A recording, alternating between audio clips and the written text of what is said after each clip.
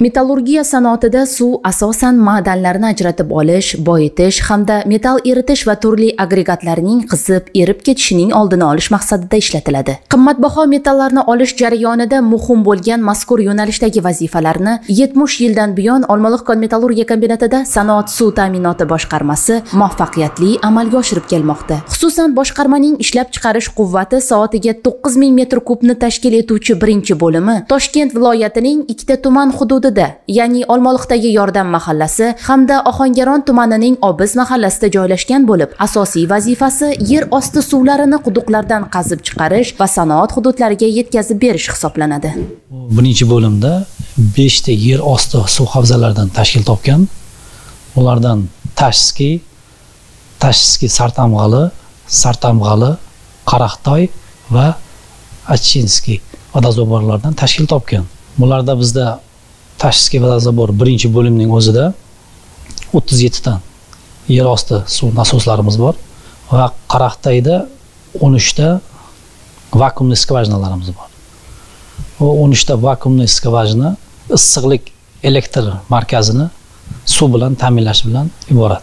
2024-yilda boshqarma ishchi xodimlari tomonidan Aqchasoy suv qo'rg'onida 39 ta quduqlar burg'ulanib, yangi nim stansiya ham bunyod etildi. 35 ga 6 kuchlanishga ega bo'lgan mazkur inshootga 2 ta 4000 kilovolt amperlik transformatorlar o'rnatildi. Ushbu obyekt kelajakda 3-mis boyitish fabrikasiga suv yetkazib berishga xizmat qiladi. Ta'kidlash kerakki, sanoat suv ta'minoti boshqarmasi birinchi bo'limi jamoasi o'z korxonasi hududini ko'rkam yashil makonga aylantirib, turli mevali va manzarali daraxtlar ekishgan. Mo'jazgina issiqxonada limon yetishtirilmoqda. Ishlab chiqarish va ijtimoiy masalalar uyg'unligini ta'minlay olgan bo'limning joriy yil uchun belgilagan rejalari hali bisyor. Bu yilgi yillik rejamizga 52 ta suv quvurlariga suv o'lchash asboblari o'rnatilishi reja qilingan. Hozirgi paytda mana shu o'rnatish ishlari davom etmoqda.